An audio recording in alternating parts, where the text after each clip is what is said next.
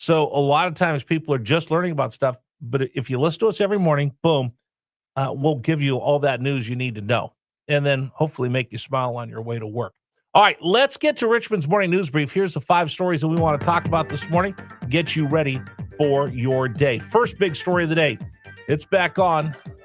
You know that old saying, mess around and find out. Iran's about to find out that they messed around by waiting and pulling a bunch of nonsense when it comes to the negotiations with the president over ending the fighting. Here's the latest from Fox News. Number 1.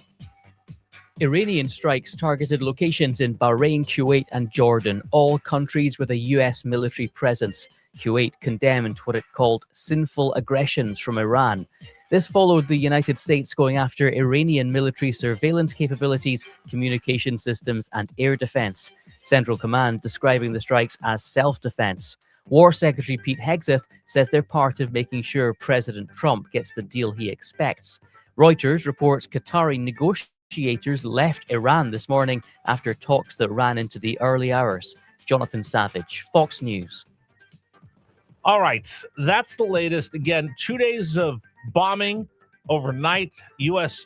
Air Force and Navy have complete air superiority, and the president trying to give Iran as long a leash as he can to get them back to the negotiation tables, but his patience is worn out. That's why you see them strategically taking out of the Tomahawk missiles, taking out command and control, air defenses, whatever they have left or they've rebuilt, and then the Navy and the Air Force taking out key targets along their ports that they use to import their oil.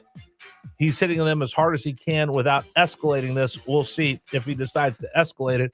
If Iran doesn't come back to the table, he did say that Iranians were calling, saying, please stop, please stop. We'll see. Also, he announces yesterday, kind of lets the cat out of the bag, there have been ships that have been going through the Strait of Hormuz, hundreds of them in the cover of night with the aid of the U.S. Navy. So is the Strait of Hormuz really blocked? Not really. All right, that's the latest for a big story of the day. Story number 2, people buzzing about it. The Knicks come back in incredible fashion last night, take a commanding 3-1 lead in the NBA Finals. This is incredible. Number 2. Nobody guarding the inbound pass. Brunson gets it, fires up a 3. Shot no good. The chip, it's gone! It's gone! It's gone! With 1.2 remaining. Knicks take the lead. And it's 107-106. Bedlam here at the Garden. They can't believe it. That's it. It's over. The greatest comeback in NBA playoff history. The Knicks pull off the miracle comeback and lead it 3-1. Now 1 win away from a title. Wow, what a ball game last night. By the way, Stanley Cup Finals, Game 5 tonight. They're knotted at 2 apiece back in North Carolina. All right, story comes out, number 3. Hey, who has the most money, who has the least money in the 50 states of the Union? Number 3. All right, new study comes out, looked into the states where the people have the highest and lowest income. They gave each state a score based on the average salaries of the top 5 earners, the average bottom 20 earners, and the median household overall. Guess who's number 1? The Commonwealth of Virginia, followed by New York, New Jersey, Washington, and Connecticut. Utah 6th. Wow. Colorado, Minnesota, Illinois, and Massachusetts. As for the other big states, Texas is 11, California is 13, Florida is 15. Why do you think the people of Virginia make so much money? Dave? First of all, I need to ask, I'm making so much money? This is news to me. No, the people of Virginia. Okay, my bank account doesn't show that. Nor does mine, nor does most people. But I'm asking this for a reason. New study looked into the states where people have the highest and lowest incomes. To do it, they gave each state a score based upon this. Top 5% earners, the bottom 20% earners, and the median household income overall. So it's pretty fair. Top tier, people at the bottom, people in the middle. Why do you think Virginia is number 1? I don't know. Cost of living? Cost of living's fairly low here. Well, the cost of living, cost of living's getting worse. Oh, yeah, it's growing just like Right. anywhere else, but why? it's not too bad. Think about this.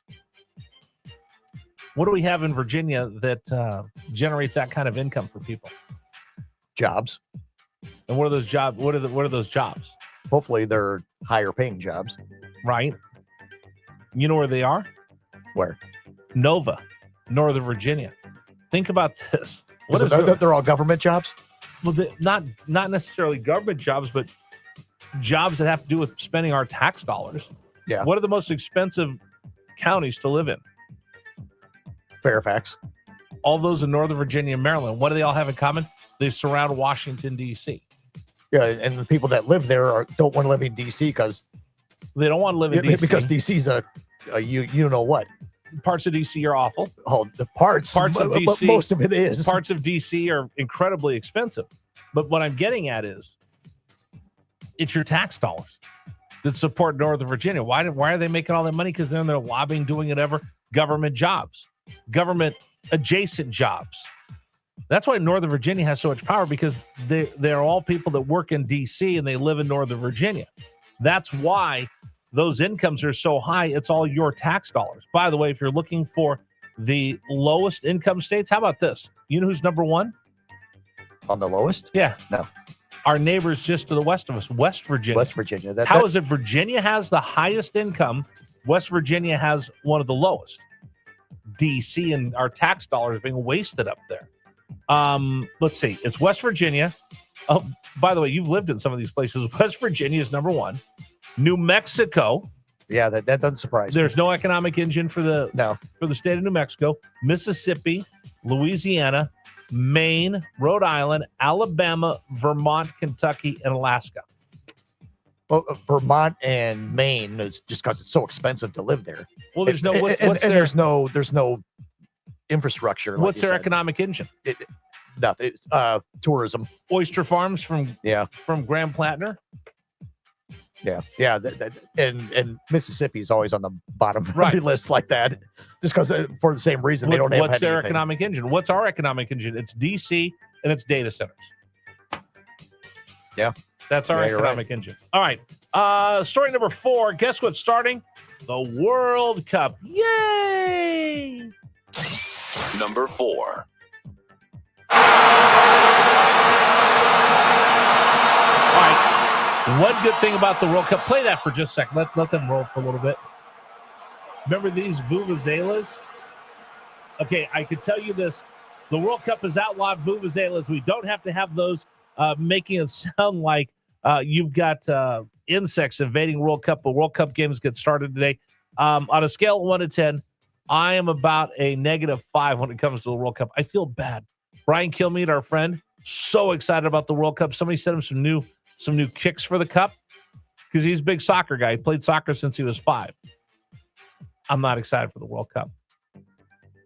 The World Cup's probably about the only soccer I'll watch. I tried watching and I still get bored. Yeah, and even then, I don't know. I probably won't watch a full match all the way through. Okay. Unless it's the USA, then I might, because then I kind of treat it like the Olympics. Yeah, but I still get it. It's boring. I don't get into it, but about the only time I do get into it is during the World Cup. Right, but you know why I don't like soccer? You know what I dislike more than soccer? What? Soccer fans. I say when I was in Europe, I saw soccer fans. I loved it. I love how passionate they are. I do. And I played soccer when I was a kid. Really? Yeah, for a couple of years. I never played soccer. I'm older than AYSO, thank goodness. And my son never played soccer. You want to know why? Luster. Why? My wife said, I'm not going to sit there and watch him play soccer. She refused to let him play soccer. In fact, before he even asked, she looked at him, she goes, you'll never play soccer. I'm not going to sit there. Well, that's a good woman right there. I'll tell you that. And kid soccer you think it's bad at professional level. It's kid soccer. Okay, let me put it this way. I was 6 years old when I was playing soccer. We played, 8 games, whatever it was. We scored 1 goal. In 8 games, 1 goal. So all our games were either 0-0 and how do you 1-0. know they didn't keep score? Because they're... Oh, we did. We kept score. Anyway, the soccer fans that stand there and try to tell me how exciting the game is,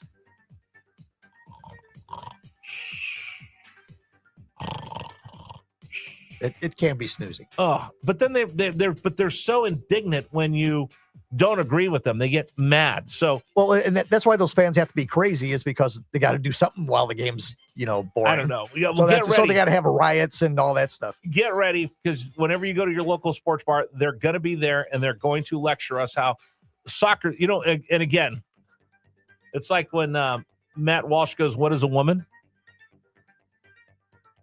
Have you seen those? No. So Matt Walsh will go, talking about what is a woman. Soccer fans always come back to me with one thing of, well, you realize it's the most popular sport in the whole wide world. Like, okay, this is America. I don't care. Anyway, get ready for the soccer people to come out of the woodworks and tell you how great their game is. Yay. I tell you what's great is when we get text messages from folks, 833-804-1140. We read the best ones at 6:55, 7:55, 8:55, and now at 9:05 or thereafter, we start taking telephone calls. 833-804-1140, the James River Air text line. Hey, guess what?